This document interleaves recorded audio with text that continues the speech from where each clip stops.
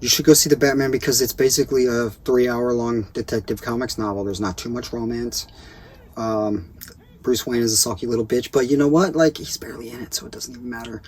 It looks awesome. The sound design is great. It is crime fighting. It is very Detective Comicsy. It is gritty and dark, but not literally, so you can actually see the movie. The costume design is excellent. The Batmobile is totally cool. Um,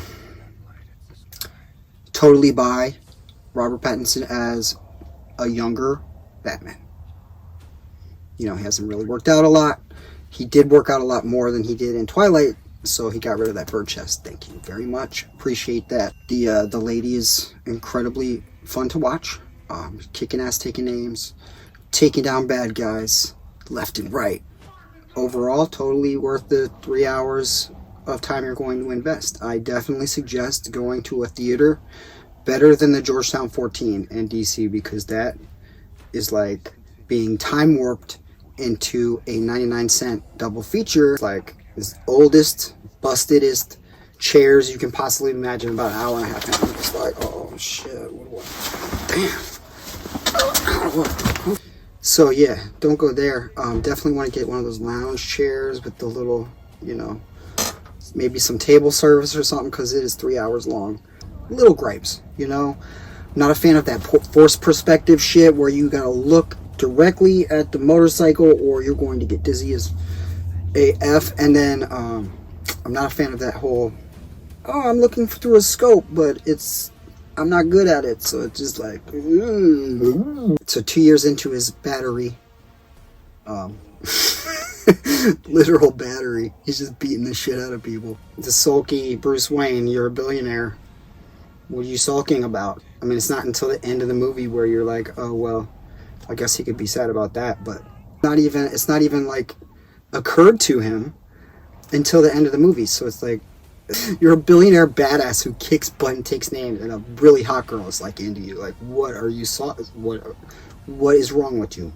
I thought that was like really stupid, and that's what made me think of The Crow, because he's like very Eric Draven. He's like, oh, my wife has been dead, but I'm not dead, so it's like I'm not being followed around by a literal crow, but bats, crows. I mean, the Crow probably wanted to be Batman anyway. So this movie is literally Batman that wants to be the Crow, you know. But I like the Crow, so if you don't like the Crow, you might not like this movie because of that. But I mean, through the 3 hours, it's not that much of the Crow. You know, it's just when he's Bruce Wayne, which isn't that much of the movie. It's very the Crow. It's very, oh my god.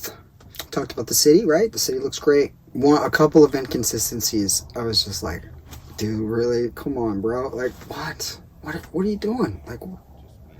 Like this dude has like a bomb right on his neck, and Batman's got him at arm's length.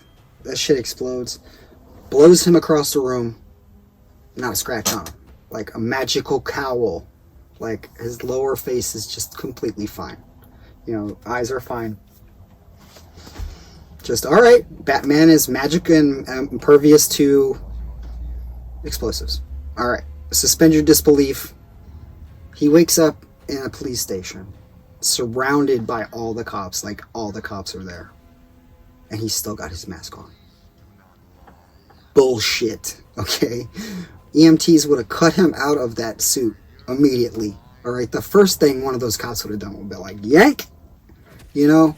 So that was a giant heap of bullshit that was really hard to stomach. And it happens again to a different character, but the character is like chucking the bomb, right? It's hella far away from him now. It's like at least 5 human lengths away from him. That goes off, about the same amount of explosive, and he's just messed up. I mean, if you're gonna make explosives kind of a joke in the movie, it should be consistent. I don't think they used the Joker as much as they should have, because, I mean, I didn't say that. I don't think they used the Penguin as much as they should have, because, I mean, they had him in a makeup chair for like, 6 hours a day at least, with all that. And he's not in it enough to justify that kind of makeup situation for somebody that makes that much money, to have them sitting around in a makeup chair making that. for the amount that they use him and for what they use him for, it's just like seemed like a giant waste of $20 million. And the end credits music, it's just like you don't leave the theater going, oh damn, I'm gonna go fight crime, you know, like you're supposed to in a movie. But maybe that's just me. Maybe that's just because I don't like grunge from the 90s. I think Nirvana's overrated. The accents, you know, this must be what it's like to hear Americans do your accents, right? Because I've never been to England, right? I don't know what this is. I don't know where this is from. This might be London, this might be Liverpool. I have no idea. I've never been there. I don't know how these guys talk really. So I can hear the same thing with them, you know, when they're doing the accent, when they're doing the New York accent, they're doing it all wrong, you know. They're not doing it right, they're doing it wrong. They just sound wrong. They don't, like, just pick a city. Pick Philadelphia. You could pick any city, just be consistent with it, dude. You know? So if you don't have an ear for American accents, it's not going to bother you. A lot of people were laughing at Paul Dano. I think it's because he was like very, there will be blood in the beginning. Like it was just like very, there will be blood. There's a lot of giggling that seemed inappropriate. But he looks great in the costume in the end. He pulls it out. You know, he whips it out. Right, and everybody's waiting for the cutscene, like the end credit scene, and it's just not there. It's like a cursor goes, goodbye, and that's it.